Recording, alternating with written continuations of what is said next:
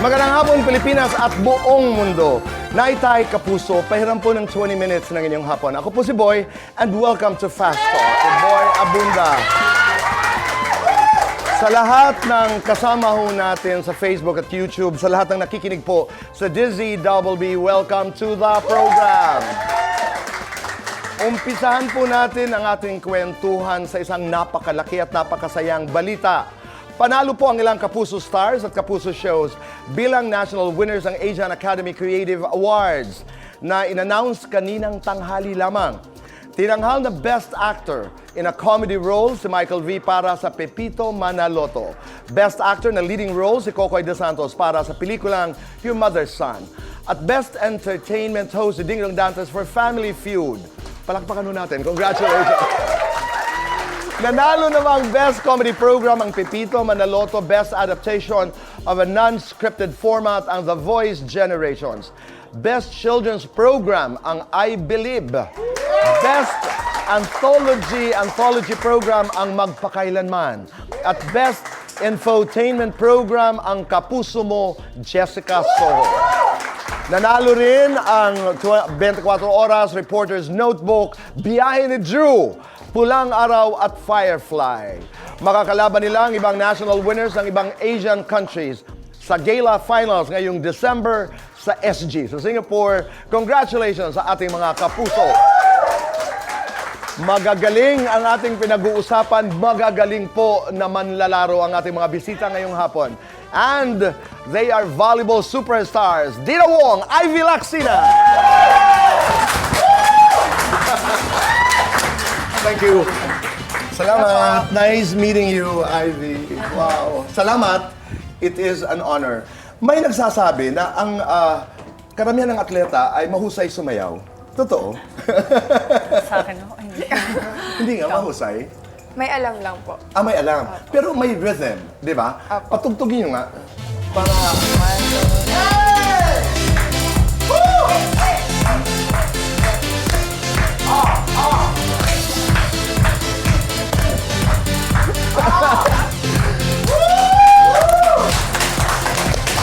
I noticed that basketball players, what is it, di ba? It's a rhythm.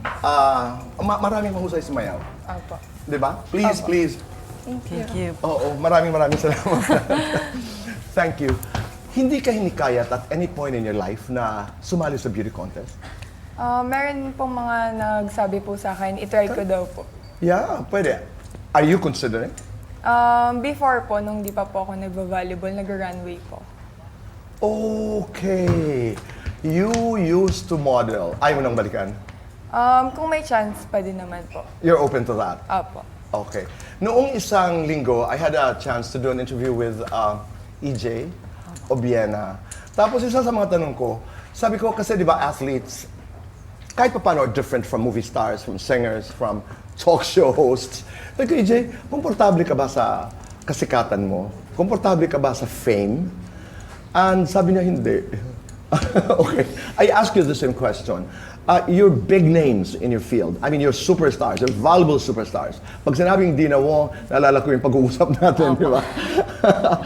Holy Week ba yun na parang may sumisilbo sa bahay niyo? At sabi ng mama mo, paano ba tayo makakapagsimba? Are you comfortable with fame? Kayong dalawa? Siya po talaga yung famous eh.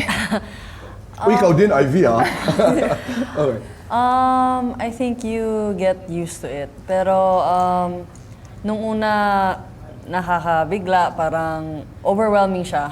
At the same time, hindi naman kami mag-complain, diba? Because it's a blessing din naman na naging ganito.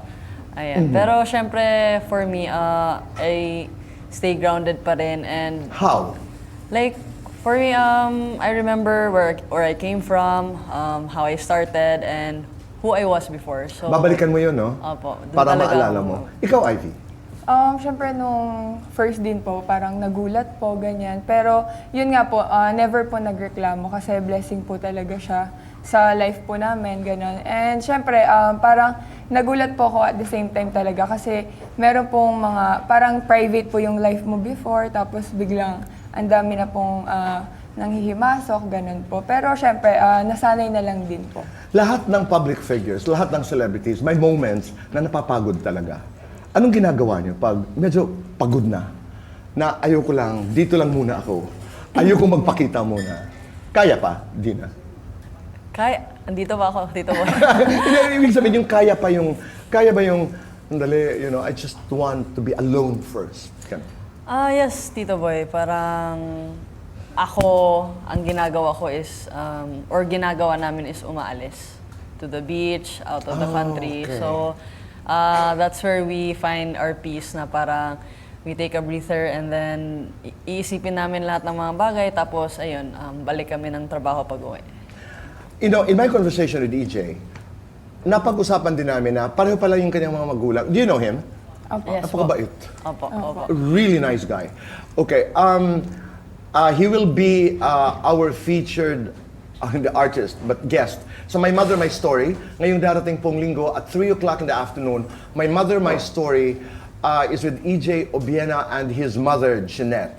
Napag-usapan namin yung pareho pala atleta ang kanyang mga magulang. His dad was a pole vaulter, silver medalist sa SEA Games. His mother, si Jeanette, ay isang hurdler. Oo. So napakalaki ng influence nila sa kanya bilang isang atleta. Kayo, ang mga magulang ninyo, gaano kalaki ang influence? Musikero si dad, Basketball player din po siya. basketball player din. Oo, tama. But how big an influence do your parents have on you? Sa akin si Dad talaga. He was the one who pushed me kahit sinabi ko na sa kanya na ayoko na. Kasi before, he also had a dream of going to the PBA pero hindi na tuloy kasi sa dating family niya. Ikaw nang nagpatuloy. Oo, sa akin niya inanon yung corona. Proud na proud ang dad. Sobrang proud po. Oo. Ivy, ikaw? Ako Parents. po, yung both parents ko din po, player. Si mama volleyball po, din si daddy po basketball. And yung una din po, si daddy po yung nag-push, lalo na po yung pagpunta ko po ng Manila. Kasi before po, ayoko po talaga kasi sobrang close ko po sa family.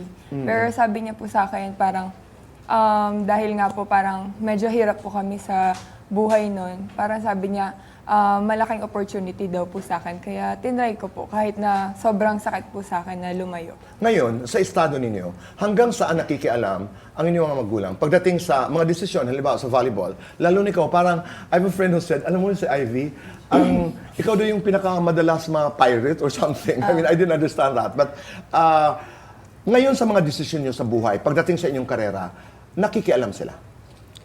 Ako hindi. Hindi po. na. Kasi Ikaw, Ivy? Sa akin po, sa ngayon po, minsan po. Which is not bad, di ba? Opo. Oo, dahil parents mo yan eh. But pag hindi, ibig sabihin hindi na, you make your own decisions and your management. Yes. In that terms, Tito Boy, kasi si Dad nagkasakit. So, kaya hindi na po Okay, siya. I understand. Yeah. Sa pera, ano ang inyong relasyon sa inyong mga magulang? Kayo ba'y nagbibigay? Kayo ba'y binibigyan? Kayo ba ang humahawak ng inyong pera, Ivy? Ako po, ever since naman po na nag-volleyball po ako na po talaga yung nagbibigay kina mama. Humingi man po sila or hindi. Kusa Okay. po talaga na nagbibigay po. Kasi yun naman po talaga yung reason kung ba't po ako nag-volleyball. Tama. Di na ikaw? Gusto ko yung... Nung nagkasakit si Dad, doon ako nagbibigay. Doon lang. Oo. Otherwise, Yun lang, doon lang. no, I understand. I'm sorry. Kasi ang susunod kong tanong ay love life. Okay lang. Okay lang.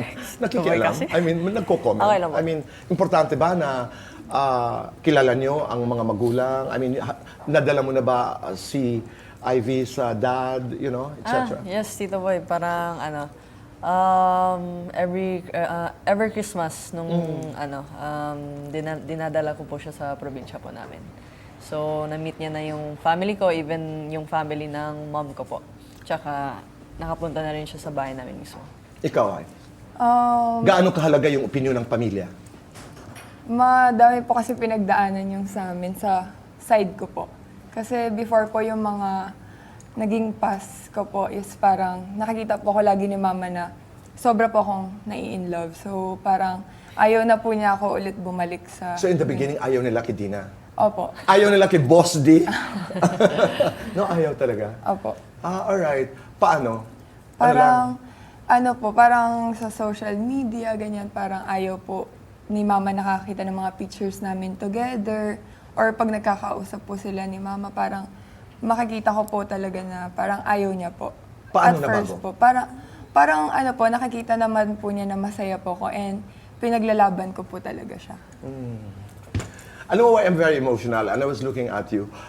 Kagabi lang, pinanood ko yung that Thai movie, RD, what's the Thai movie? How to Make Millions? Before ganun. Oo, before. Grandma died. Grabe. Hanggang alas 6 yata ako umiiyak. Alam mo, pag pamilya na talaga kasi ang pinag-uusapan, kaya I totally understand. And, okay, let's go to volleyball. Halimbawa, may nanonood ngayon, ang pangarap ay maging isang player. Ano yung isang bilin nyo lang? What piece of advice would you give? Ano ang kailangan gawin? Dina? Ako, Tito, coming from my experience, kahit gustong-gusto mo nang tumigil, huwag kang susuko talaga. Ang iisipin mo yung long term, yung future na what can this do to you sa susunod na mga panahon. Kasi what you reap, you sow, di ba? Right. Yun yung sa akin. Ivy, ikaw? Ako po, lagi po papasok sa isip ko na you need to, parang kailangan mo po siyang tanggapin na mag-fail ka po na mag-fail para mag-improve. Oo, kasi one of the best foundations talaga of success is failure. Kanina, nag-open ako ng show. I wanted to, yung gaganon sana ako, pero hindi ko alam kung paano ang tama nun. Siya po magaling po dyan. Oo. Sige, ako na. Paano ang tama? Doon sa mga bata, young people who are now watching, what is the right way to do it? Ganito, Tito Boy. Kasi yung minsan mali, pero hindi naman siya, minsan ginagawa din talaga. Ganon yung akala nila nung una. Totoo. Yeah. Oo. Pero what we do kasi is we cover the right or kung left-handed ka Okay. man, right na ganon. Okay. So mas mo siya, mako-control. Okay. So dito nyo po siya itatama po. Sige nga. Kayo nga dalawa, huwag na lang ako. Tayo muna. Sige, ikaw muna, Tito. Dito, Tito Boy, ha? Dito. Oh, hindi Okay. dito, ha? Oo, ang hirap nun. Yan. Taas mo ba? Taas mo ba? Taas pa. Ano mo dito? Okay. Sama mo yung legs mo, ha? Okay. Sige pa. Yan. Yan!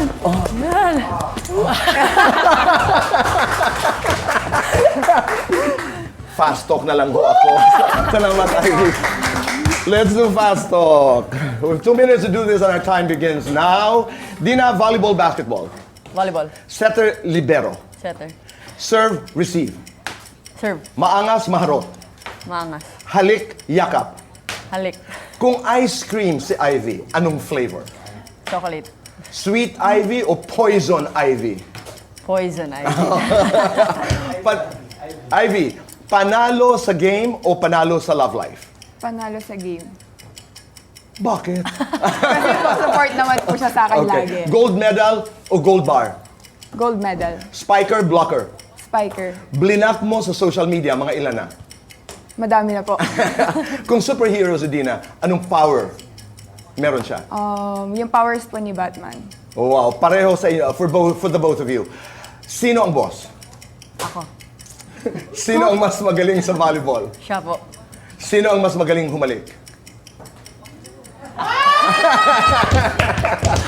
Sino ang mas maraming ex? Siya. Sino ang mas maraming sapatos? Ako po. Sino ang mas matampuhin? Ako po. Sino ang mas iyakin? Ako po.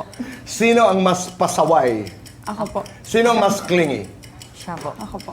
Sino ang mas selosa? Ako po. Sino ang mas isip bata? Siya. Sino ang mas in love?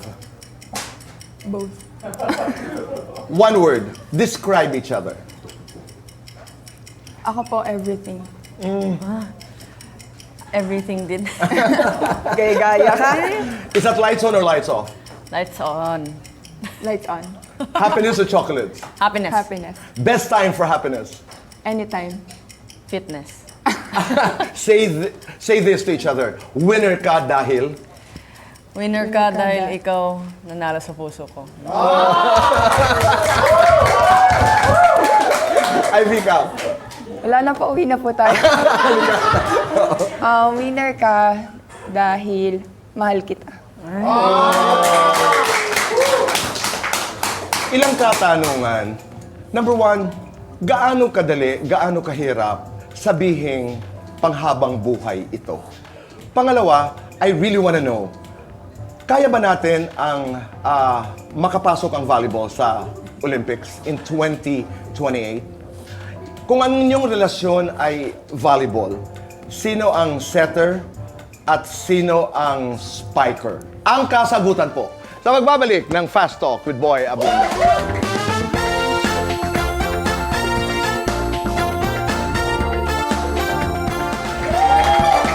We're back on the show. Kasama pa rin po natin si Ivy at Dina. Doon tayo sa Olympics. Isa na lang. Kaya ba natin sa 2028 Olympics in Los Angeles? Kaya, super kaya, Tito. Paano natin kakayanin? Well, for me, Tito, I think kailangan lang ng long-term plan na they have to focus on the people that they have right now. Sana magawa natin, no? Opo. Iba yun. Gaano kadali at kahirap magsabing forever habang buhay na kita, Ivy? Siyempre, sobrang hirap po kasi hindi mo naman po alam kung yung partner mo po ba is same po ng nafe-feel or naiisip for the future po. So, parang para sa akin po, parang kailangan go with the flow na lang po kayong dalawa, ganon, and parang mag-grow po kayo together. So, At parang saka, ganun po masabi. you make that decision every day. Yes. It's a choice that you make every day, eh. Yes, po. Di ba? Halimbawa kung ang inyong buhay, ang inyong relasyon ay volleyball, sino ang setter at sino ang spiker? Ako po spiker, siya po setter. Bakit? Kasi po, siya po more on planning po. Which So, is yun po nagsiset yung na. madalas ginagawa po ng That's true. setter. Oo. At kailangan nyo ang isa't isa. Opo. Hindi naman makaka-spy kung walang setter. Hindi siya spiker kasi pinapalo niya ako lagi. Dina, magpasalamat kayo. Go ahead. Oh, ani, ikaw na. Hello po. Thank you po sa lahat po ng nagsusupport po sa amin and syempre individually po and sa mga teams po namin. Maraming salamat sa pagpanood po ngayon. Thank you din sa supporters po namin. Thank you din sa Revisco Management at yung buong Chocomucho Flying Titans. Hope to see you sa PBL this coming November po. Thank you po. Maraming. Go ahead.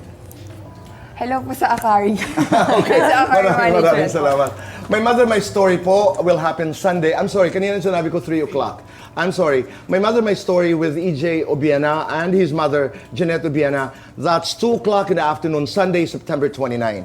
Maraming salamat.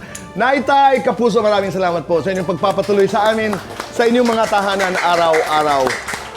Goodbye for now and God bless us all.